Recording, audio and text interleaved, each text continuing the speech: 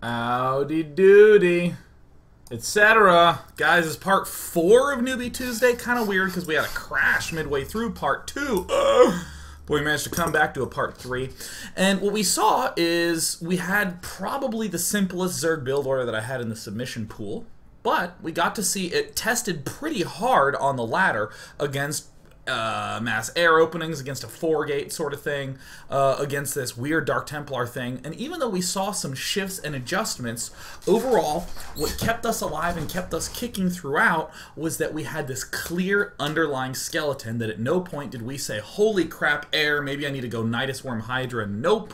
Just built a Hydra Den and still went for the huge mass roach thing. What we're going to look at now is a slightly more complicated build order submission from Nyx. Let me pop on over. Here's our hero, Nyx, who is trying to do a PvZ Genius Air style with a little bit of a sad note, but screw that. I'm just going to assume that he understands that he rules. To be clear, Nyx rules. Yeah.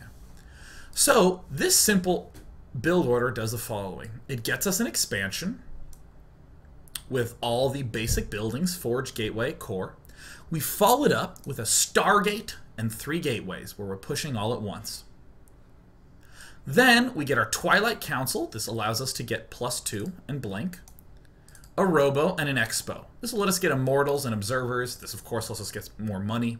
After that's all done, we get the Robo Bay and 4 gates. And we wrap that up by when we take our extra expansion, maybe the 4th base, we get another 4 gates. But if we're having trouble getting the Expo, we're just probably going to build these 4 gates anyways. Now, we have some extra things about units and upgrades when they happen. We don't need to go too much into that because I've belabored that point quite a bit. But what I want to note is the importance right now of what I call self-benchmarks. First of all, I want to note that when you have a build like this is actually kind of a lot for the brain to wrap around, and we're going to see a couple of flubs occur throughout this. But we also want to get the notion of self-benchmarks. We go Forge, Cannon, Nexus, Pylon, Gateway. Literally, in a strict order. We end up doing a little bit of a misplacement, no big deal, but we have 1 gas geyser. We get our second one a little bit later on. So we see Nyx get the Stargate and the 4 gateways, but I'm already noting that we're at 8 minutes and 18 seconds. That's a pretty late Stargate to pop out. So our Void Ray ends up popping out a little bit after 9 minutes, and our Warp Gate is also finishing up at 9 minutes. Fortunately, this is not the ladder. We're playing single player by ourselves. So we have all the pressure off. Already, a big flub has occurred. Remember these 4 gateways that we were getting after our expansion occurred? Well, they somehow managed to work their way all the way up to right now. Here's our gateways, here's our robotics facility. Very frequently, when we think about the old version of messing up a build order, when we think about something like, you know, oh crap, I built my orbital command on 17 instead of building it on 15. It's these ultra-specific details. Dude, you're getting your geysers at 6:30 instead of 6 minutes. Still, this is far more important to make sure that the fundamental order of these buildings is actually accurate. That the Twilight Council Robo Expo happens before all this stuff ends up happening. Hilariously enough, in a lot of Nyx's games, he continued to do this exact ordering, where he gets all these gateways up first before he expands. Again, notice that the Robo Bay, all this stuff, this Expo, has actually been pushed way down here. And only now, when we're building the gateway, hey, look, there's another 4 gates that end up cropping up. So, 2 things that we've seen. We did a self-benchmark. When does my Warp Gate and my Void Ray finish? Well, it happened around 9 minutes. And then, we also followed that up with the question, oopsie daisies, where is Newbie Tuesday? Great. Oh, no, wait, where is the... I've lost my replay pack. Aha, found it. We also saw that the Void Ray and the Warp Gate finished around 9 minutes, but we also saw that things kind of got out of order. We're going to go ahead and watch this homework game number 10 from Nyx. And this is where benchmarks become so critically important. Speeding things up right now. Forge Expo Gateway Core, Stargate and 3 gateways. This is why we play maybe 10 or so games with a new build before we end up jumping onto the ladder with it.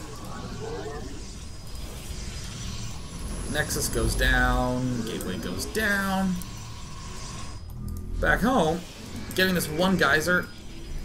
I really desperately want to see a second geyser. Did I actually load the wrong one? I think I may have.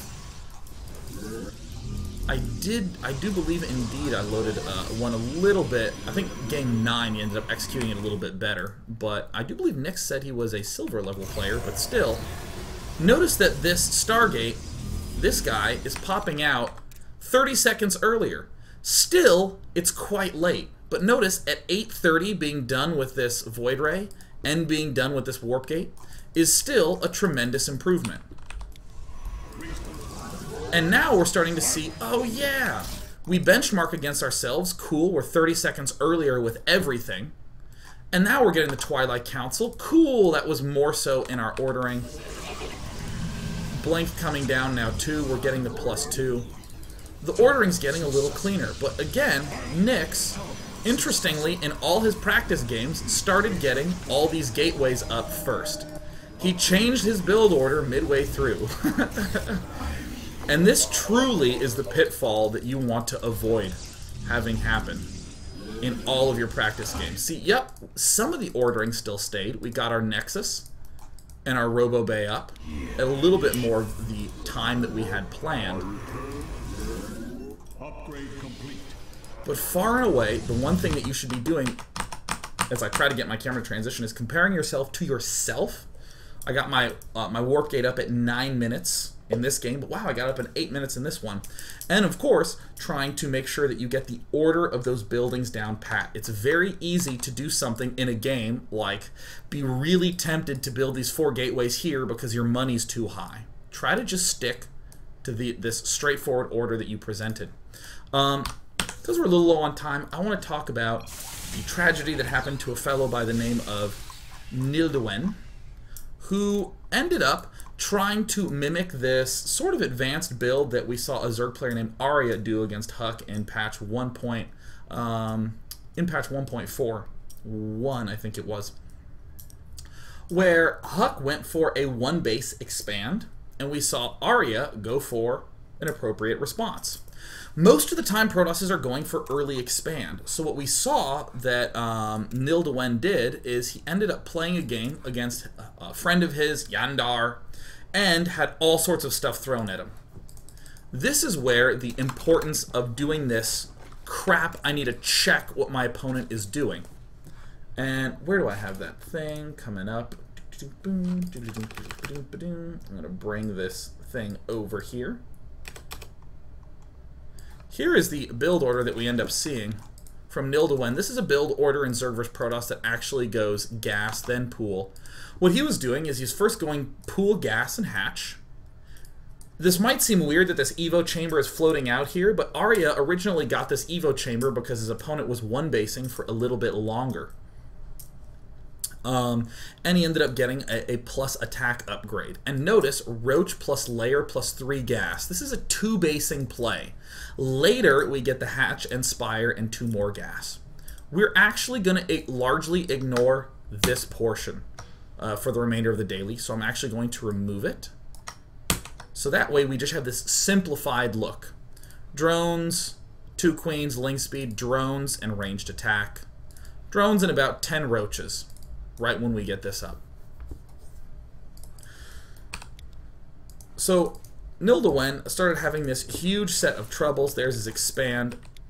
The Zergling speed ends up being a little bit behind. If you see this, his name is pronounced here, etc. And some mention of boobs. That's excellent. But we see that the Zergling speed is a little bit late.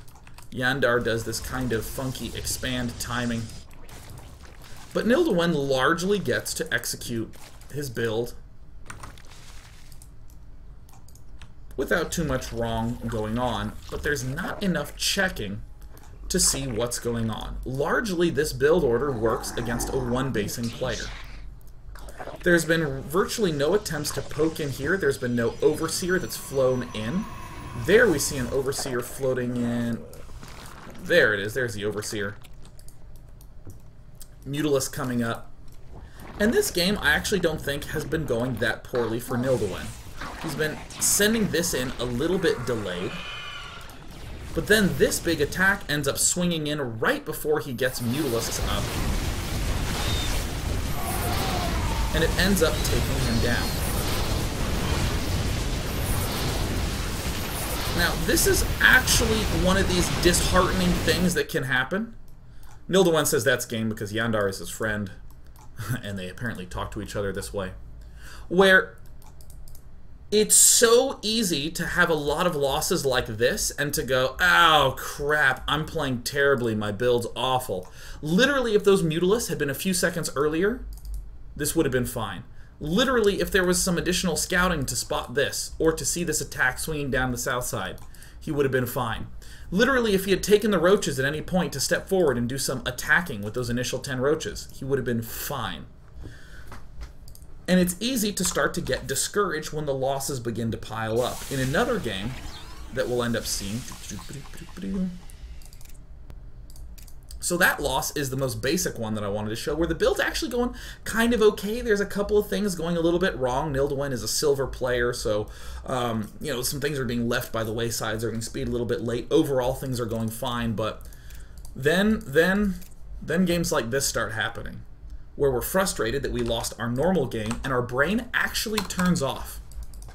And I don't mean that in some sort of insulting fashion. I mean, literally, when you start piling up and losing games, your head starts focusing on the last game. Glurk. Your head starts focusing on the last game instead of this game. And most importantly, what was that thing that I talked about? Plus check out opponent. We want to have this going on at every single step. We want to just be checking out our opponent. And what's the number one thing we want to be checking out for? Whether or not he has expanded. So we see Nildowen get a much crisper timing on the Zergling speed in this game.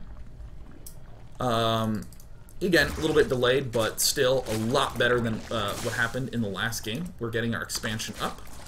Where's the speed? There it is. Whew. There's not an aggressive enough set of checks to see that there's some sort of expansion coming. Were this going on, it would probably be wise right now to just go, wow, gosh, I'm just going to start building a whole bunch of spines and start building a whole bunch of Zerglings. I want to just point out this weird thing that happens when you start having suspicions, but not clear statements going on in your head. Huh, something's going up. I'm going to build Sumlings, but I should probably build drones. The guy's either going to attack you or not going to attack you. This combo spine crawler plus drone I see more often than anything in terms of this kind of half-see decision making, where it's like, oh man, well, I don't know what's up. I guess I'm going to build a spine because I'm kind of uncomfortable, but I kind of know that drones should be made. Either go for the drones all out because you see an expansion, or go for the defense all out. So Nildowen, because he's still living in the last game, still trying to get this timing up on the +1, getting the Roach Warren. Most notably, the layer goes down, and we're going to end up seeing some more geysers pop up momentarily, still building these drones. And then this sort of attack happens and loses the game. It's so easy to start being frustrated with yourself. I'll even show one more at warp speed, where you've practiced this build alone in single player, you've gotten all this variety down, and it seems so clear the way that you should play everything out in your head. It seems so clear that you're getting all these expansions up and getting Mutalisks, and then this just attack comes in and kills you, and you're like, ugh! If you're just checking your opponent, especially for the expand timing, just checking, you can easily abandon your plan for a minute or two, build a bunch of defenses, and continue along. In this game, Nildowen goes, or Yandar goes for an expand. As we X8 it, Nildowen still going for the same build. Zergling speed, amazingly well timed this game, very crisp. And come on, StarCraft. There we go. Okay, back to me. Evo chamber going down. There's the layer. The extra gas geysers crop up. This spine crawler timing is a lot more reasonable. Roach horn finishes. We make about 10 roaches. Everything's looking quite good in terms of our build. We're seeing Yandar move out, it looks like, with some sort of crazy, fun warp prism play. But again, with our layer now done, maybe an overseer just to waltz on in would help us so much. We're continuing on with our build, but we haven't had a spotter outside the front of his base. We don't know if he's attacking or not. We don't know if anything's going on or not. Literally, this simple check would help us see whether it's time to really abandon our build. And now we have this thing stepping forward. And Nildawen does a pretty intuitive response. Barely ends up losing this. And this can be really frustrating. I actually honestly think that Nildawen probably could have been reasonably okay just pulling drones, defending it, and then having these Zerglings come in.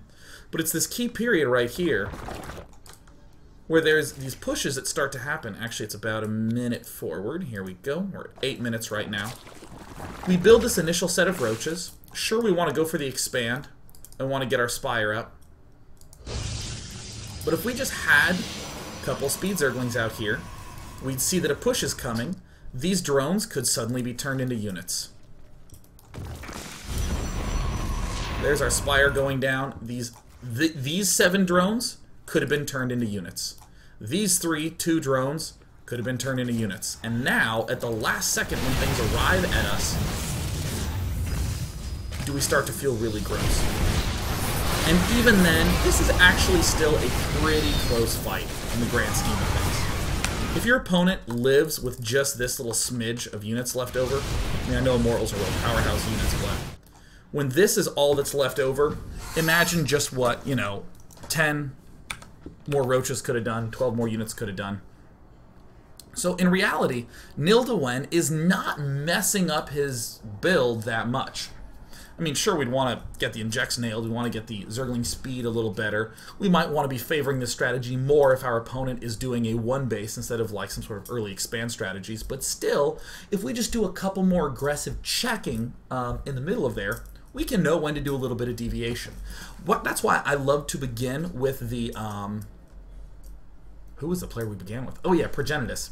That's why we wanted to examine the Progenitus games first, because we saw this underlying structure, and we saw in the practice games starting in part 2 on the ladder, when all of a sudden Void Rays and air stuff begins to come in, there's that holy shit realization moment. I gotta get Queens and Spores up. We do that emergency prep, but then we go right back to the build. In the third game we saw, he did this huge Dark Templar play. Oh my god, how do we respond to that? Well, we just build the Overseers, the Spore Crawlers, the Spines, we rebuild what we lost, and then we return right back to it.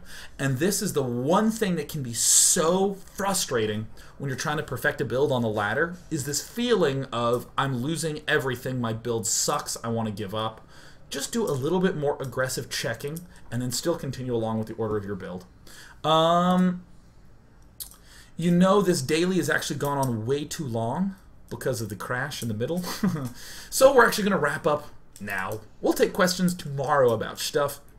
Just want to note that next week is Euro week, so we will of course be doing the good old happy time 10 a.m. PST dailies and saying hi to the Europeans and hanging out with them. That begins on Monday, Fun Day Monday in the mornings.